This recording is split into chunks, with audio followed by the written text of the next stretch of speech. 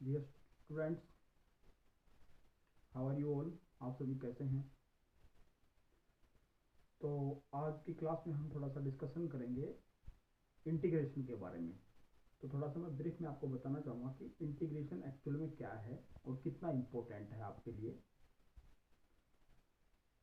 Integration एक प्रकार से प्रोसेस है जिसके अंदर हम ये वाइस वर्सा प्रोसेस डिफरेंशिएशन का है। आपने इससे पहले चैप्टर्स में डिफरेंशिएशन के बारे में पढ़ा है। तो इंटीग्रेशन वाइस वर्सा प्रोसेस होता है आपका डिफरेंशिएशन का। इसको इंटीग्रेशन को हमने वेरियस पार्ट्स में डिवाइड कर रखा है। तो आप जब आरबीएसई बोर्ड की एग्जाम्स की बात करें, आरबीएसई सिलेबस की बात करें, तो उसमें आपकी ये जो क्लास होगी इससे 4 चैप्टर्स कनेक्टेड हैं। तो सबसे पहला जो चैप्टर है आपका, हम इनडेफिनिट इंटीग्रल्स के बारे में पढ़ेंगे।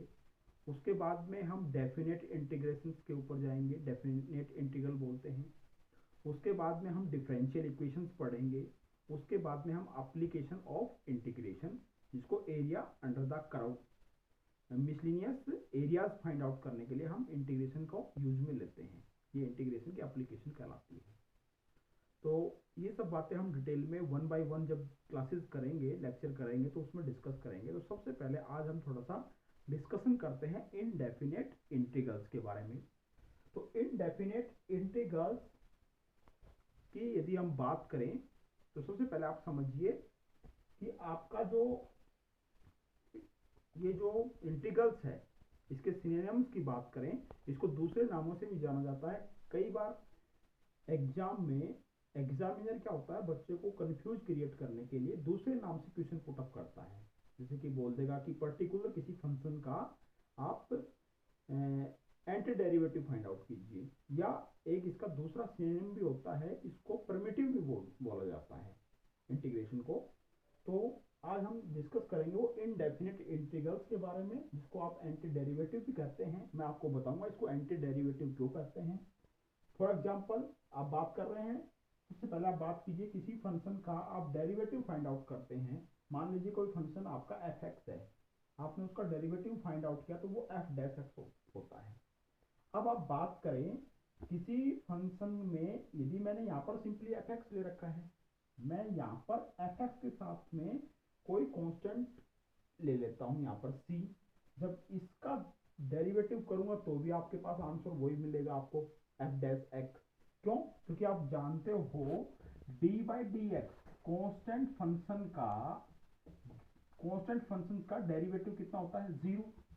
तो उसी प्रकार से जब आप बात करेंगे यहाँ पर, तो एफ डैश, जब आप ये एंटी डेरिवेटिव क्यों हुआ, एफ एक्स का आपने जब डेरिवेटिव किया तो एफ डैश एक्स आया। और वैसे ही जब आप एफ डैश एक्स का इंटीग्रेशन करेंगे तो आपके पास एफ एक्स आ जाएगा। यदि हम इसका करना चाहते एफ एफ डैश एक्स इस केस में करना चाहते तो आपके पास क्या आ जाता है, यहाँ पर एफ एक्स प्लस में सी आ जाता। यहाँ पर जो ये सी होता है, इसको आप कांस्टेंट ऑफ इंटीग्रेशन बोलेंगे, और ये सी एक आर्बिट्रेरी कांस्टेंट होता है। उसके बाद इसे बात करें आप लोग यहाँ पर सिंपली, जब आप इसकी बात करेंगे इनडेफिनिट इंटीग्रल्स में आगे जाकर, तो सबसे पहले इसको सीखने के लिए आपको कुछ स्टैंडर्ड फॉर्मूलाज हैं इनडेफिनिट इंटीग्रल्स के बेसिस पे, वो आपको पहले सीखने हैं, तभी जाकर आप इसके सम्स को, न्यूमेरिकल्स को कर पाएंगे। तो अब हम बात करेंगे कुछ इसके स्टैंडर्ड फॉर्मूलाज की, हम बात करेंगे।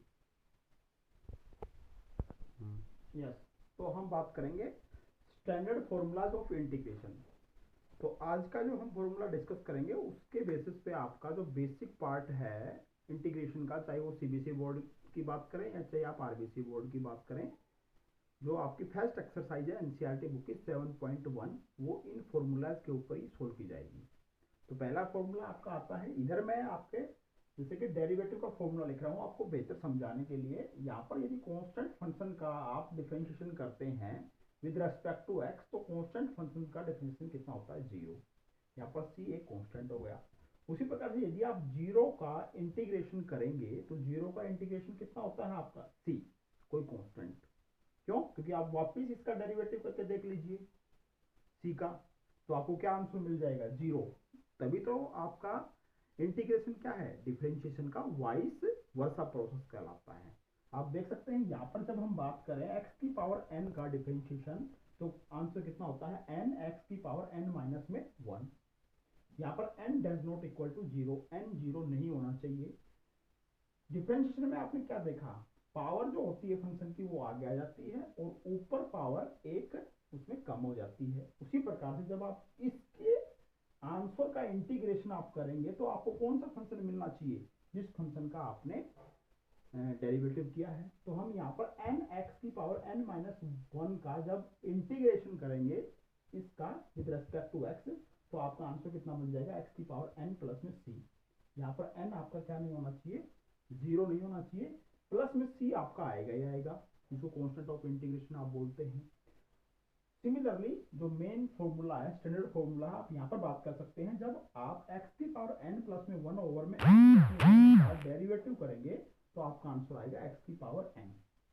यहाँ पर n does not equal to -1, n -1 नहीं होना चाहिए। हाँ, फिर यदि आप x की पावर n का इंटीग्रेशन करेंगे विद रिस्पेक्ट टू x, तो क्या होगा, x की पावर n प्लस में 1 ओवर में n प्लस में 1 प्लस में c, where n does not equal to -1। क्योंकि n -1 आप लेकर देखेंगे तो डिनोमिनेटर क्या बन रहा है, यहाँ पर 0 बन जाता है। डिनोमिनेटर 0 बन रहा है तो इसका मतलब क्या होता है, नॉट डिफाइंड, क्वेश्चन आपका वो डिफाइन नहीं रह पाता है, इसलिए n का आंसर -1 नहीं होता है। यदि n का आंसर, यदि पावर यहाँ पर -1 होगी तो उसके लिए एक अनदर फॉर्मूला बनेगा, वो हम बाद में डिस्कस करेंगे। तो पहले जो आपने अभी ये स्टैंडर्ड फॉर्मूला किया है, इसके बेसिस पे कुछ एक दो एग्जांपल्स मैं आपको करवा रहा हूँ, वो देखिए ताकि आपको ये बेहतर समझ में आए।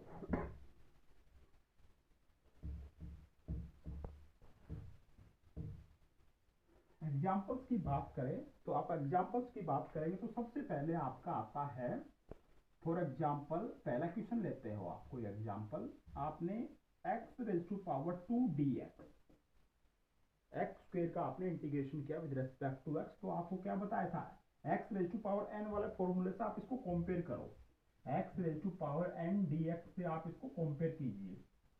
तो यहाँ पर क्या है, हियर n कितना है आपका 2, और fx क्या है आपका, यहाँ पर फंक्शन कौन सा है आपका x, ठीक है। और डिफरेंशिएशन सॉरी इंटीग्रेशन किसके रेस्पेक्ट में कर रहे हो आप, x के रेस्पेक्ट में। तो आप इसका फॉर्मूला आपने क्या बताया था आपका, x raise to power n plus में 1 ओवर में n प्लस में 1 प्लस में c, ये आपका कांस्टेंट ऑफ इंटीग्रेशन आएगा। अब यहाँ पर n का काम 2 कर रहा है तो कितना आंसर हो जाएगा इसका, x raise to power 2 plus में 1 कितना हो जाएगा 3 अपॉन में कितना हो जाएगा 3 प्लस में c। तो ये आपका इस फॉर्मूले के बेसिस पे है। और एग्जांपल्स लेते हैं, आपको और अच्छा समझ में आएगा। नेक्स्ट एग्जांपल लेते हैं आप लोग, जैसे फॉर एग्जांपल आप इसकी बात करते हैं, आप इसकी बात करेंगे सेकंड वन, जैसे मान लीजिए आपने x प्लस में 2 का होल स्क्वायर dx, अब आपको इसका इंटीग्रेशन करना है। तो आप देख रहे हो ये यहाँ पर क्या बोला जाता है, इसको ये fx है, जैसे जिसको आप यहाँ पर सिंपली क्या कह सकते हो, ये इंटीग्रेंड कहलाता है। क्या कहलाता है, ये इंटीग्रेंड।